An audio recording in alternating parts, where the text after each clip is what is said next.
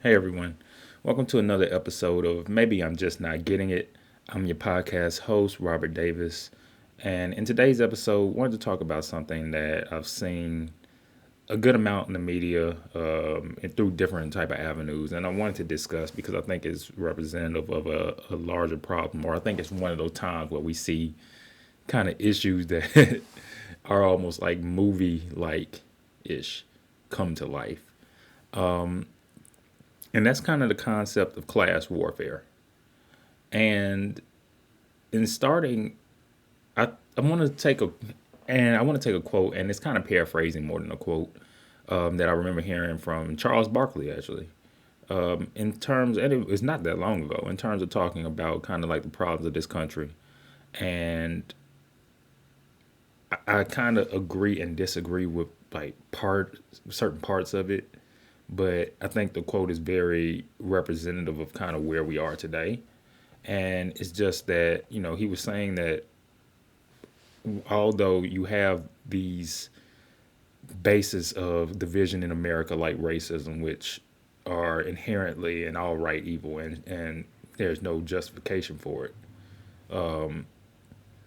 The what seems to be, and it's hard to say this as a black man, especially a black man that was raised with, to be very cognizant of his history, both in terms of black history and both in terms of white history and how white history has viewed and treated black history.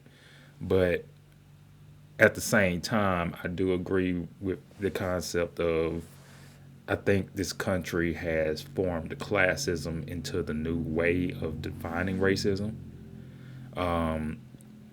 And he was saying essentially that how this country is built to divide the people and to keep, essentially the lower class fighting amongst themselves or the inferior class fighting amongst themselves to the, I guess, delight or to the ease of the superior class is through classism, is through making you feel like the person next to you is different from you because they make more than you or make less than you.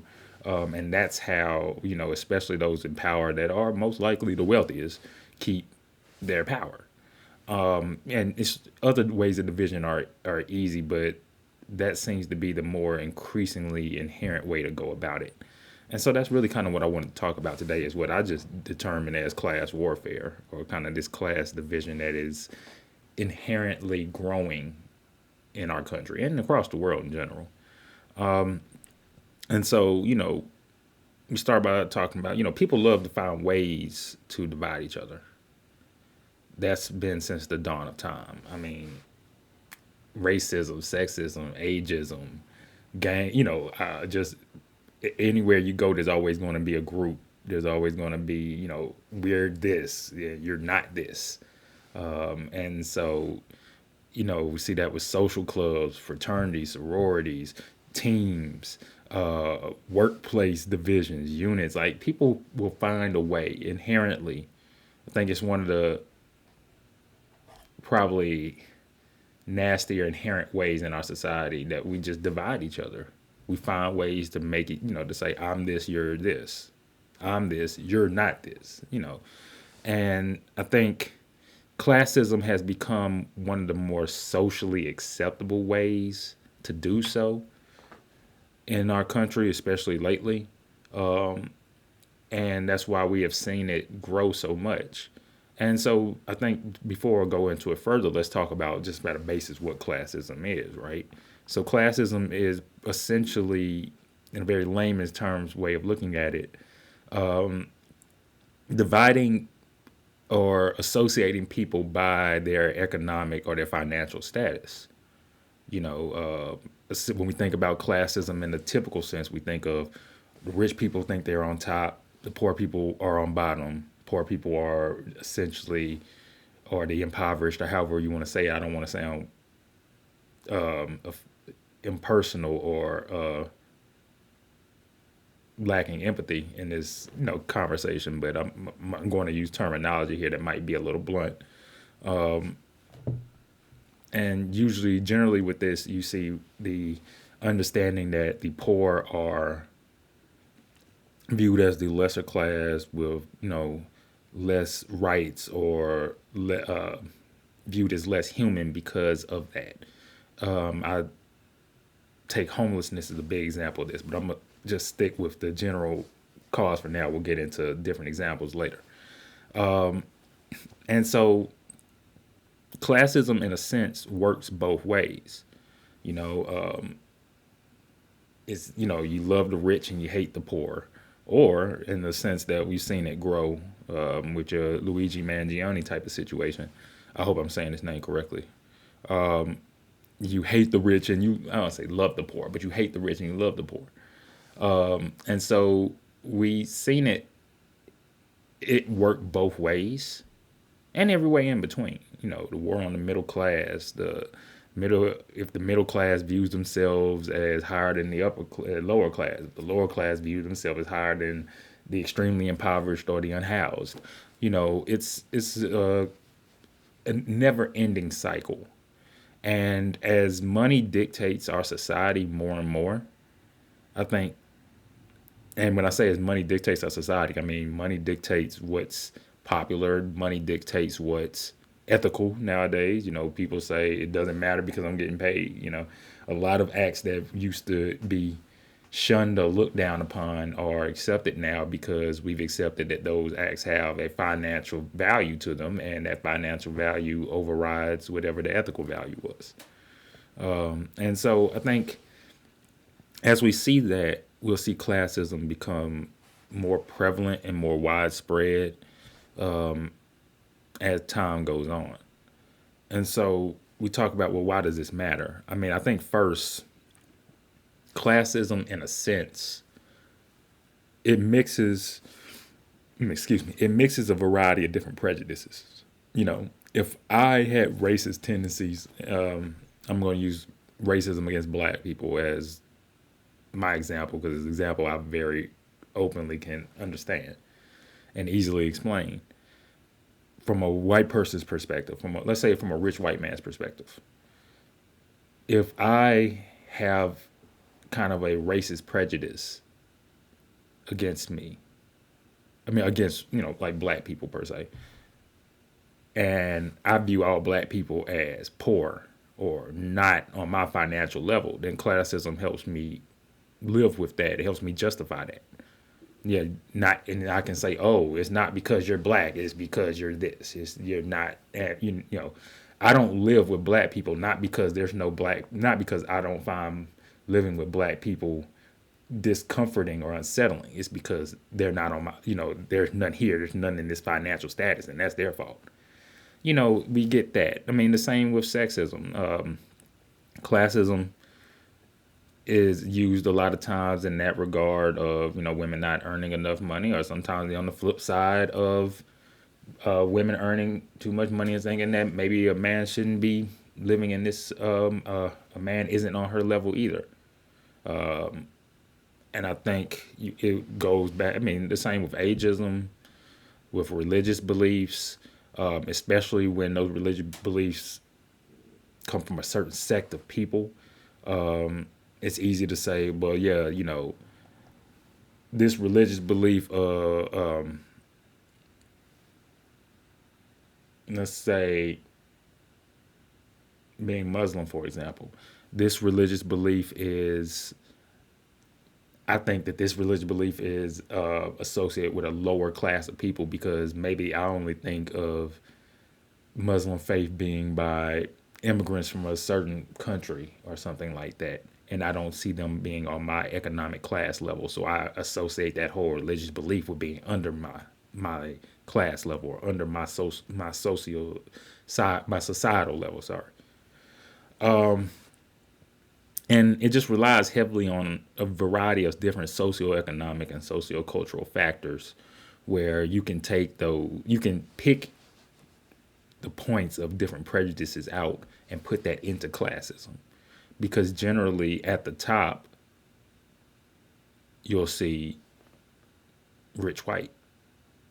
And it's easy for them to say, hey, I'm not racist. Poor people, I'm not racist. Minorities just happen to be poor. On the flip side of that, if I, as a black person, have an inherent racism towards white people, and I'm gonna say an unreasonable inherent racism, because while I'm not under the belief that black people can't be racist, I do understand the concept that why black people have a hyper focus on racism because it was a concept that was beaten to their heads.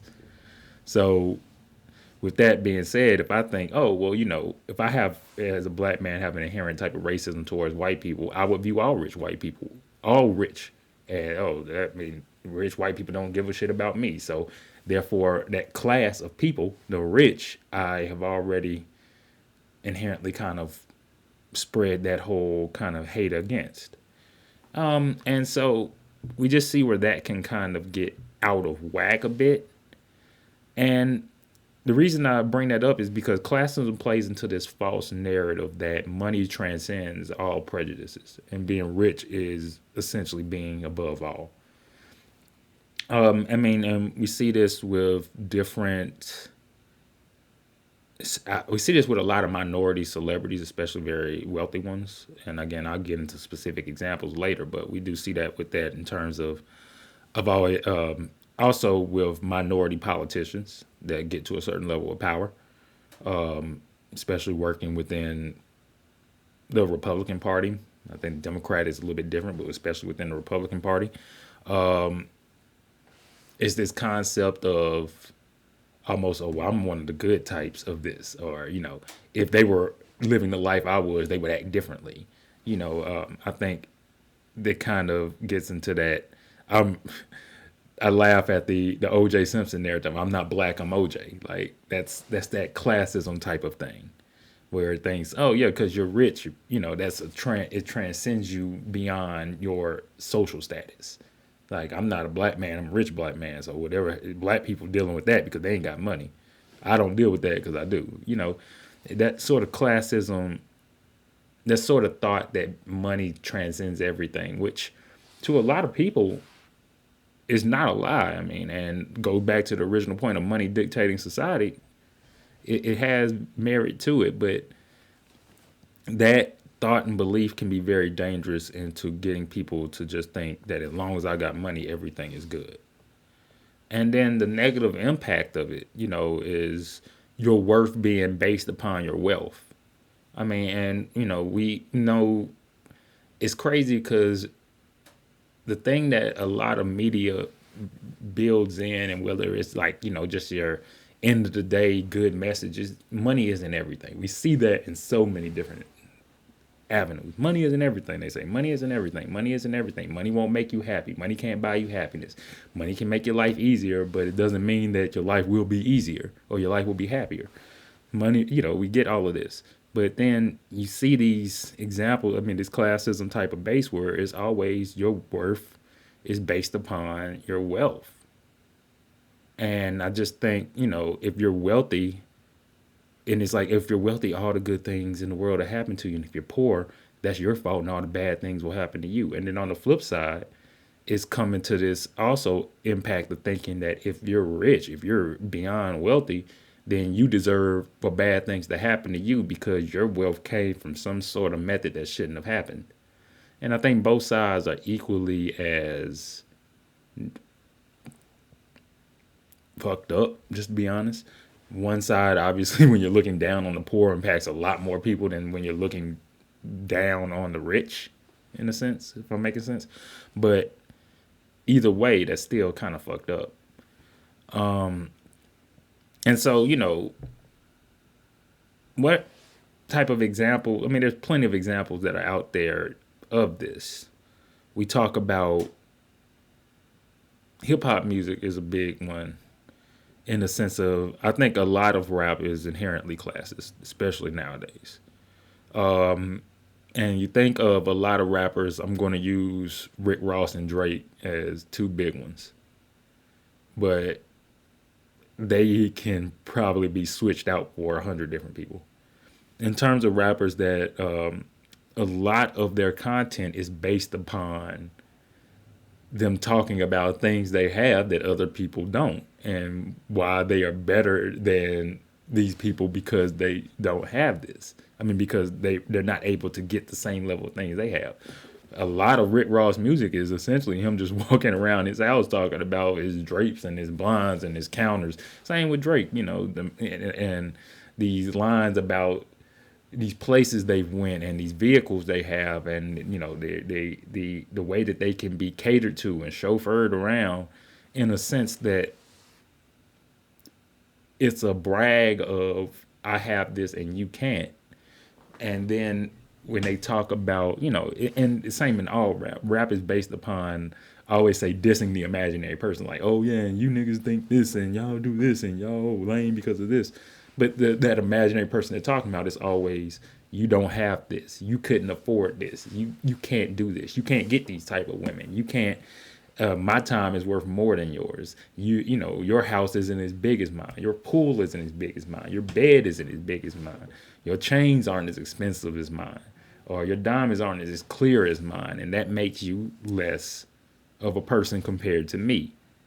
And I think that inherent mocking of, I guess, those who don't have your status of wealth is, in a vacuum, okay, because it's music. But I think the problem becomes when it's pushed to an audience that so clearly most of the times can't really relate or associate with that, right? Like, it pushes this almost like dream. Like, you listen to Rick Ross with the dream that one day you might not want to be Rick Ross or live like Rick Ross or even like Rick Ross, but if you want to have those things, and it does kind of push to the concept of, you feel like, man, like, am I less of a person because I don't, or am I not, is my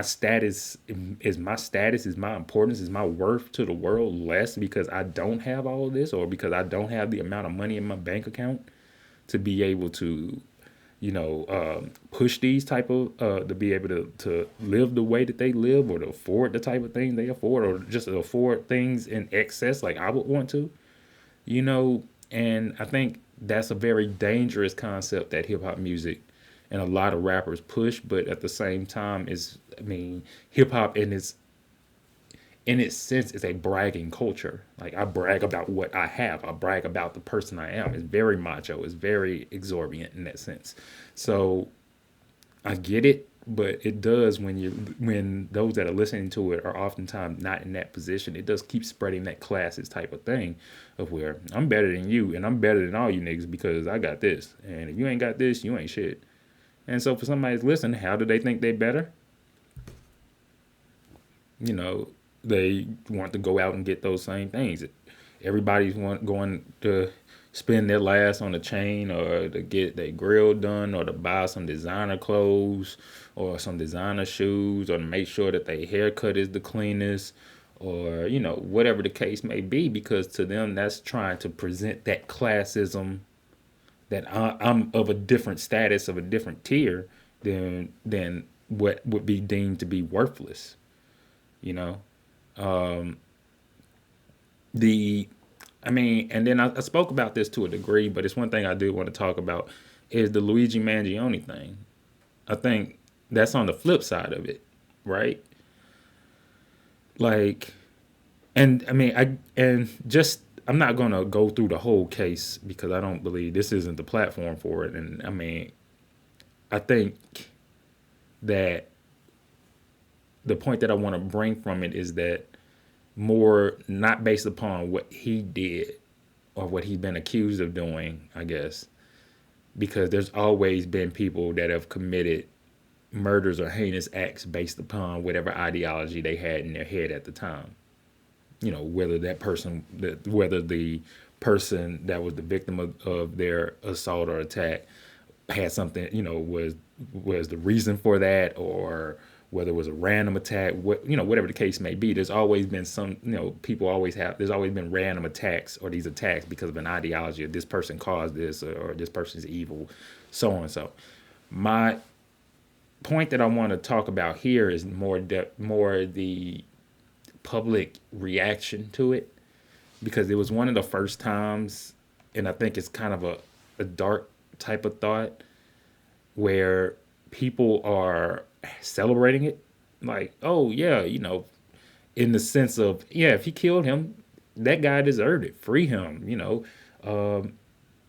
because United Healthcare screws over people every day, causing them hurt, pain, and people to die in sad, in sickness and pain and situation that they shouldn't have been. And because of that, this man deserved that. Any bad thing that happened to him. And I think that we have to take a step back when we take those sort of the stances and really evaluate where we are or what it is that we are trying to say in that.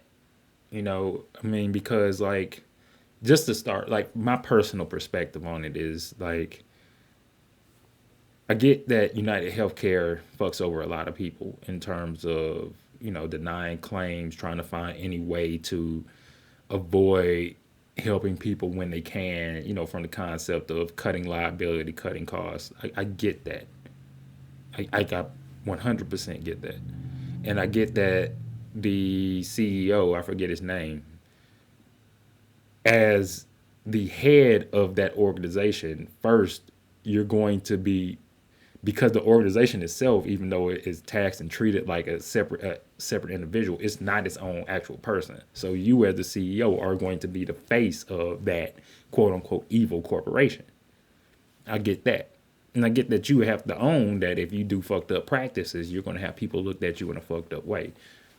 I get that as well. My thing is that still that this was somebody's child. This was somebody's family member. And another person stalked, hunted, and killed them. Regardless of kind of what we can say about their job, which is what we're saying, that they did an evil job. Sure. That doesn't justify somebody doing that to them. And when that person does it to them, it doesn't justify that they treat it like, they did the world some sort of service. One, because they didn't.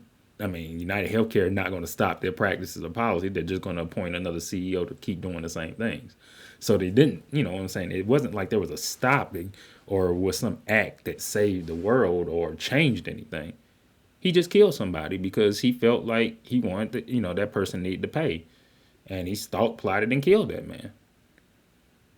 And I think when we look at people that are so happy and gleeful because this happened to somebody based upon, I mean, these ultra rich corporations, because this was an ultra rich person, this ultra rich corporation, they don't care. And, it's time that we have to start taking the power back, which I do agree people have to start taking the power back. But I don't see how that's the way in doing it.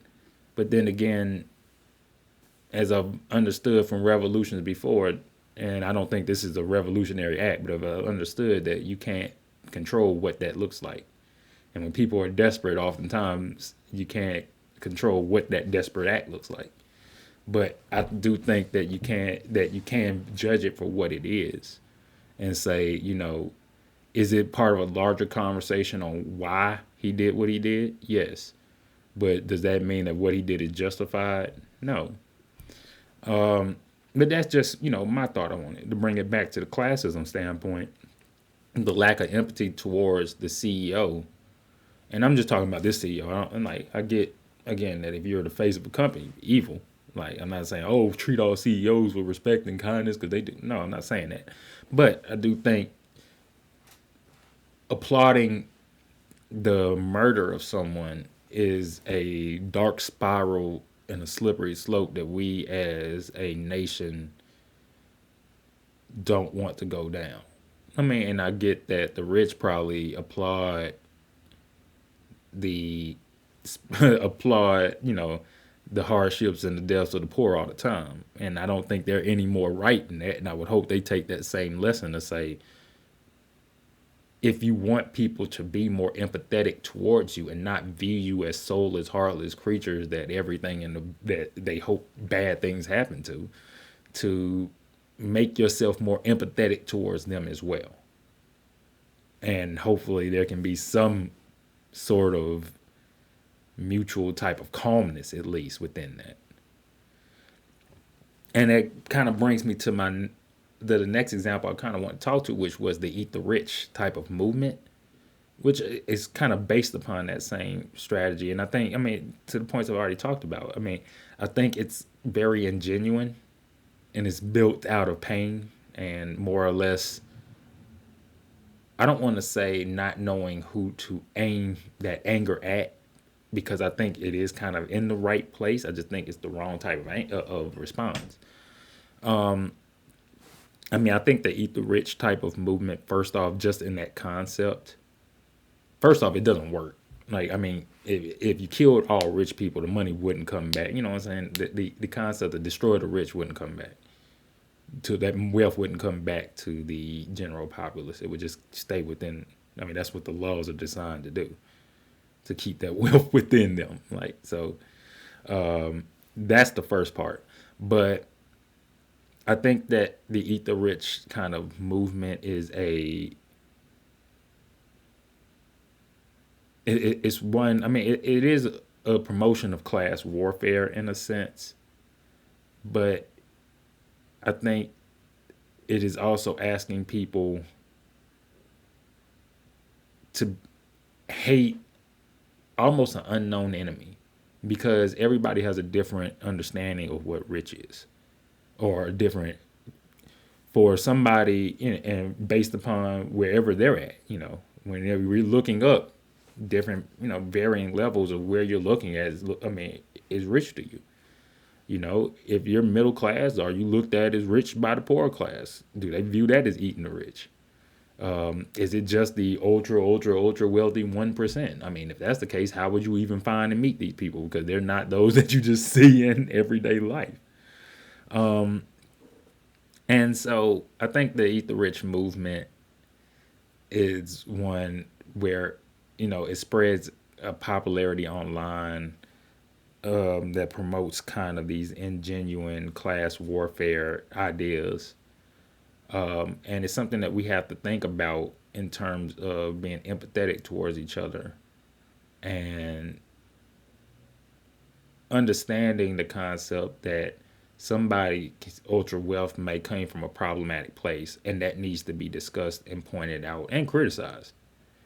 Doesn't mean that that person should be, drugged out and beat in the street, or that every rich person is a product of evil. And I think that's, just that kind of cooling of the rhetoric, in a sense, would take us a long way. On the flip side of that, because I do like, again, discussing both sides of the topic, I think movies and a lot of media, which quite frankly show where how the rich abuse and how easy it is, quite frankly, for them to abuse the poor in a similar way. Movies like the Purge series, Squid Games, that kind of hyper focus on how money can make people do things against their own will. Not against their own will, but money makes people do things they normally wouldn't do. And how money can people can justify horrific acts because they have money. And I don't think that these movies are completely fiction. We see, even at the most basic level, people paying homeless people to fight on the street. Like, that's a different level of classism, but it is classism. Like, and I think these movies where it projects these concepts of where the rich are exploiting the poor. I mean, I think they're made because of the fact that there's so many real life examples of it. I don't think they're made just out of complete fabrication. And I think that is something to stress in terms of how it is how it keeps extending kind of this gap and this animosity between the poor and the rich. And there's a reason why these type of things have become so popular in the past couple years in our culture, is because people can more identify with it, or they can more understand, where those concepts come from. And I think we just have to. I don't. I mean, I think this is different than the prior examples where I was like, oh, we have to kind of cool the rhetoric. I think we have to learn from these things to understand on a personal level, on every like for every single person, how can we be more empathetic towards the less fortunate, and how can we not look to take advantage of people just because they aren't in the same financial class as us, and how do we create a world where everyone can have an opportunity to succeed. And I get that with, the basic concept of scarcity with resources, that everybody's not going to be able to get everything they want. I do understand that. But how do we create a world where people aren't in the position where they can be so easily vulnerable and manipulated, and people aren't in the position to where they can so easily manipulate those as well. And I think that's what at least movies like that make me think of. It just, how do we change this? Not in the sense of like, oh, how do we take money out of rich people's pockets, but how do we put more money? And maybe that's how. Now, how do we put more money in the pockets of the less fortunate? How do we give them more economic chances? How do we get people to, even without giving people, how do we get people to not look at a homeless person like a piece of trash on the street, or look at an ultra rich person like an evil villain if they aren't evil, you know? And so that's just something that I think about when I see those. Rich people, I think, are so it's something I want to talk about in terms of those that I guess rich people, and when I say that, I mean whites and minorities that support our current president Trump based upon, I guess, liking his economic policies or the tax cuts. That's another example of where I think about that kind of class warfare type of thing at, or classism type of thing at. Talked about this earlier. You see a lot of black celebrities. And celebrities of all minorities, quite frankly, that voted for Trump because even though they might, I think Trump. I don't think Trump is.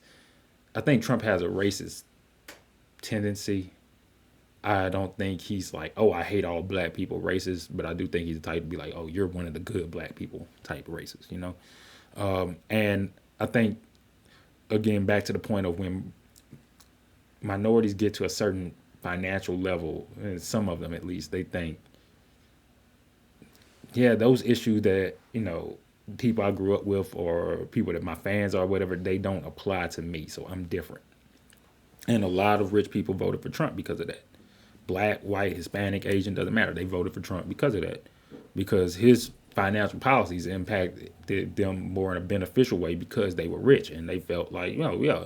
So everything else that he's talking about doesn't matter to me because financially it benefits me. Financially, I'm different from y'all. It might be worse for black people, but it's better for rich people, and rich outweighs black. Like I think that is, I think that's a clear sign of classism and a clear sign of how those lines draw out. And I mean, I think it's hard to get people to vote against their own self interest over the interest of the group of people they may belong to. But it's going to require people to start looking at it like that to a degree of, I understand that, I'm rich and this may work better for me because I'm rich, but does it work better for my community? Does it work better for my family, outside of those that can rely upon my wealth? And I think a lot of times classism is, as long as it can rely upon wealth, it's good and there's no problems. Or at least the problems can outweigh that. And then I brought this up a few times, but I just wanted to talk about it is I think the homelessness or the unhoused issue is a definite issue of class warfare. I know generally people like to take low poverty and unhoused and put that in one. I think classism kind of runs into four different boxes. I think you have the I mean, you can definitely make it into more many categories. So let's say five. I think you have the ultra wealthy, the upper class, the middle class, the lower class, and the extremely impoverished.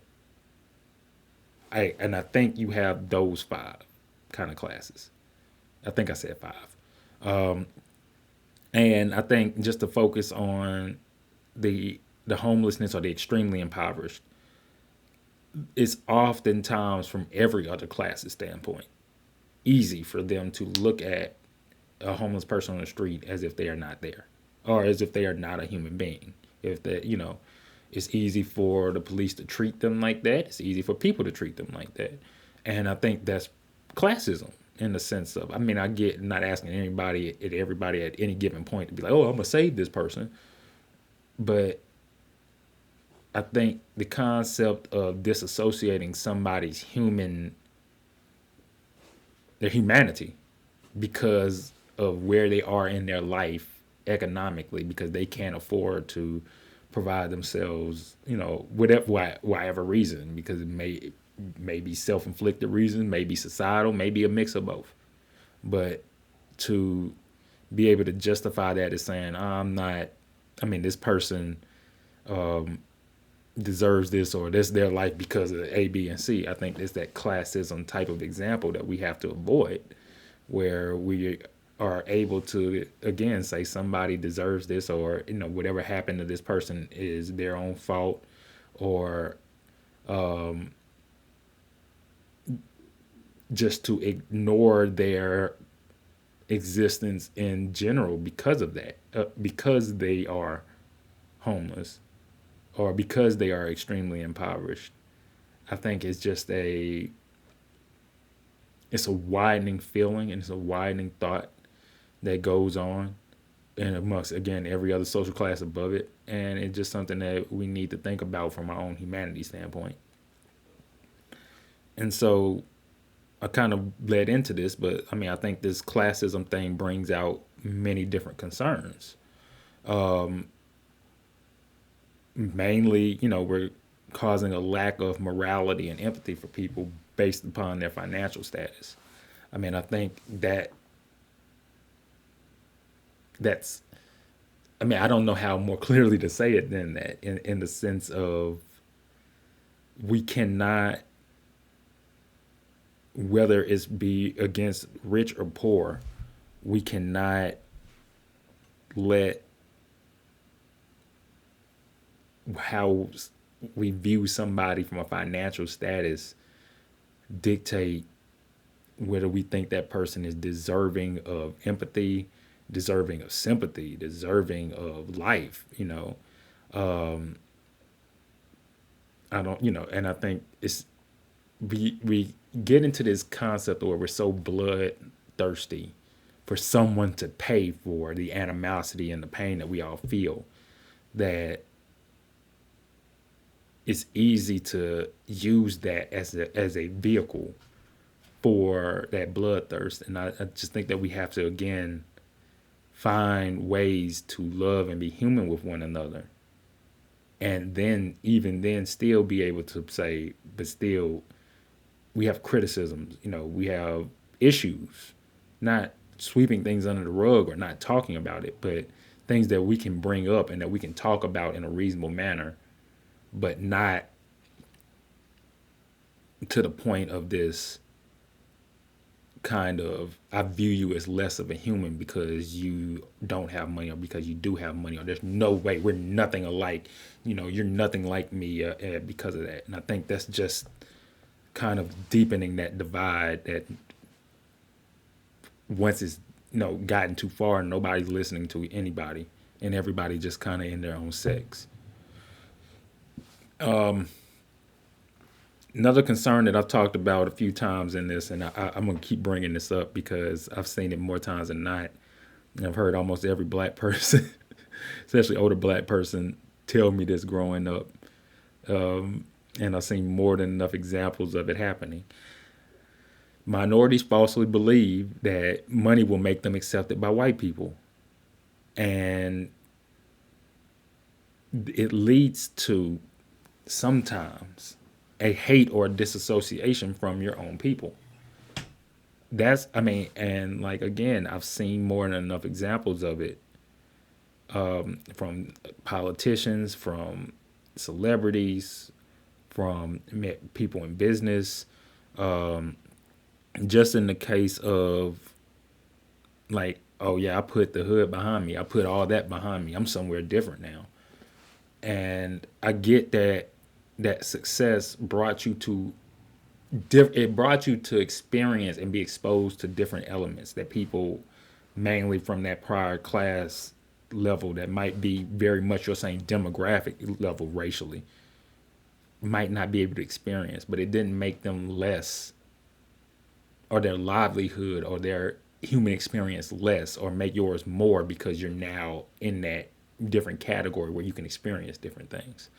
And to me, that's just something that I'm not sure if it can be fixed, but it's something that we have to keep bringing up. I hate that so many celebrities. I'll bring Snoop Dogg and Nelly because those are of the most recent ones. That as long as the check is right and the Trump administration can put enough money in front of them, they'll perform in front of a room full of white people that view every type of person that they came up with against as less than them. But because the money is right and because they don't view those two particular as less than them because they're rich and famous, everything's good.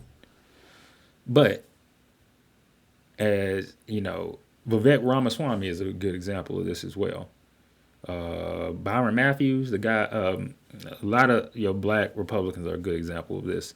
When the push comes to shove, they always seem to be on the outside still of the good boys club, of the closed room meetings, because at the end of the day, they're not white and they don't view you the same, regardless of how many times they brought you in and smiled with you and gave you good looks and said, "Yeah, you're one of us."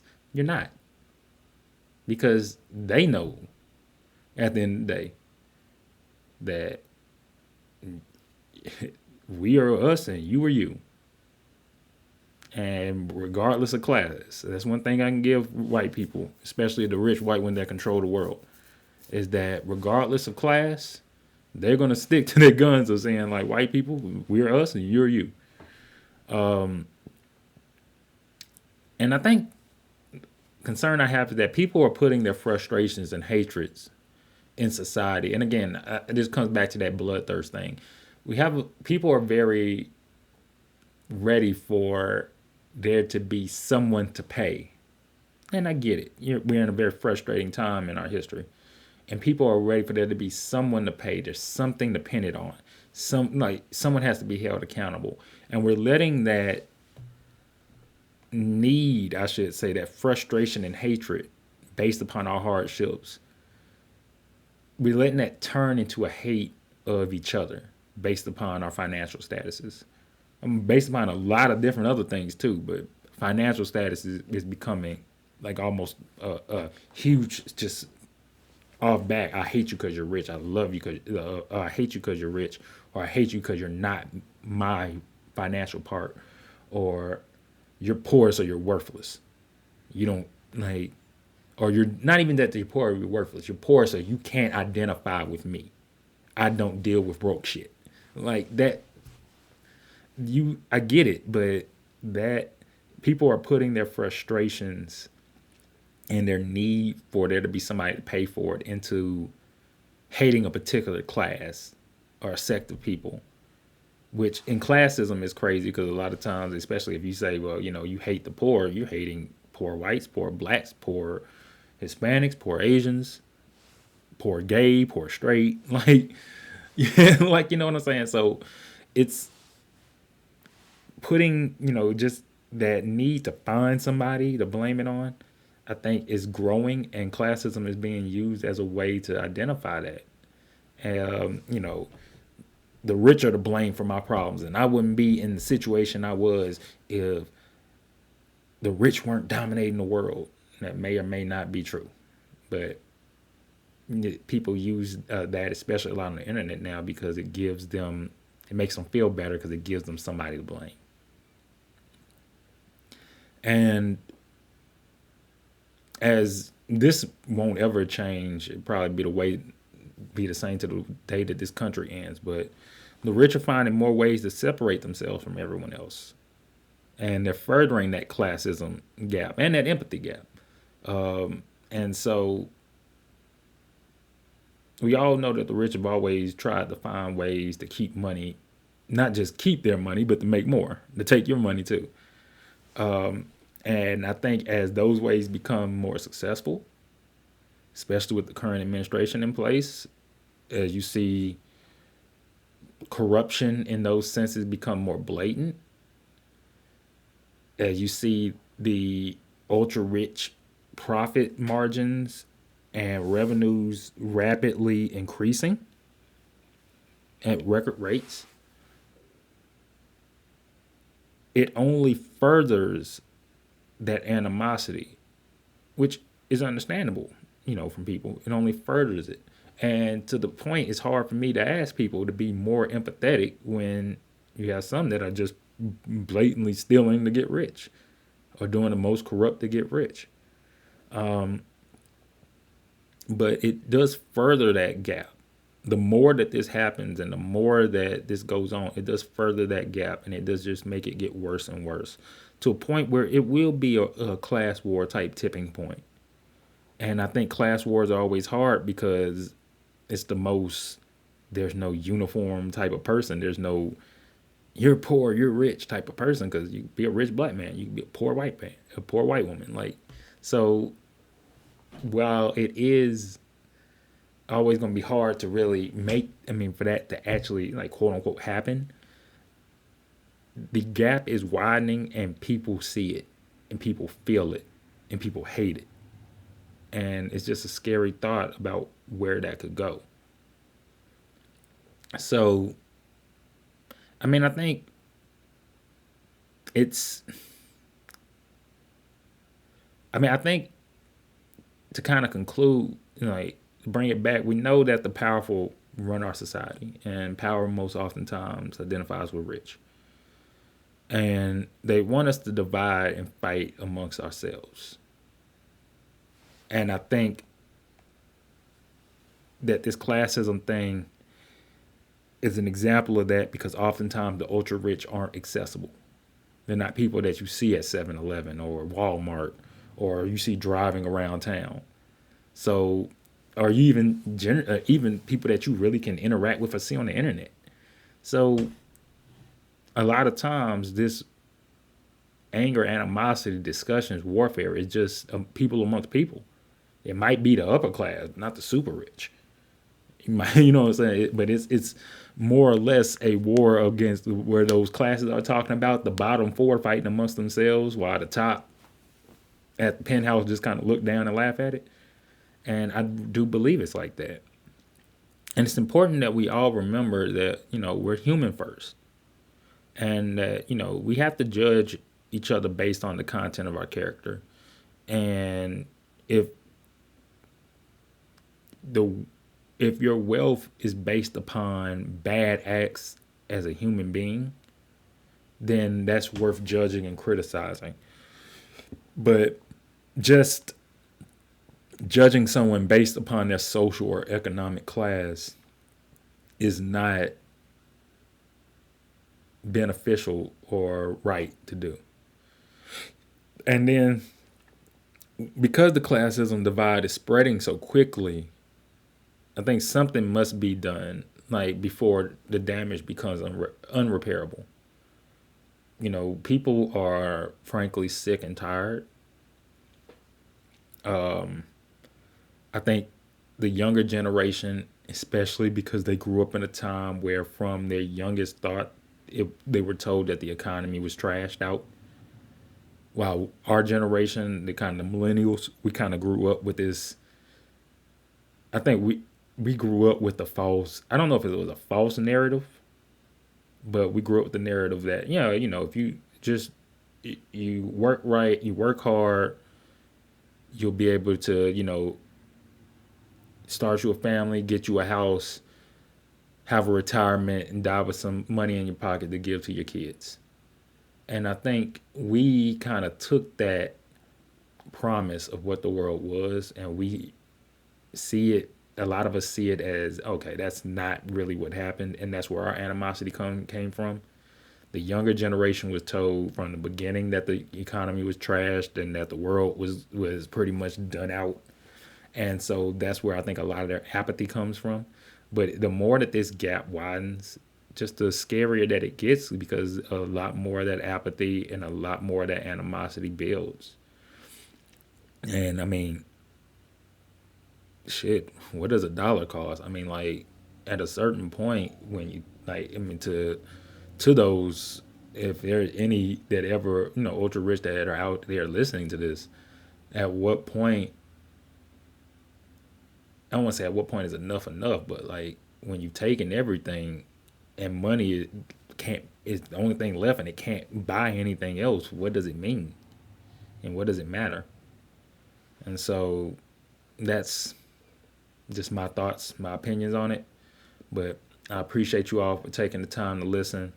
Follow me on social media, Instagram RTD underscore III, Facebook Robert Trey Davis III. Look out for new episodes coming out on Spotify soon. I have a few more episodes coming out soon. Appreciate y'all for listening. Again, thanks for tuning in to Maybe I'm Just Not Getting It podcast. I'm your host, Robert Davis, and I'll see you next time. God bless. Peace out.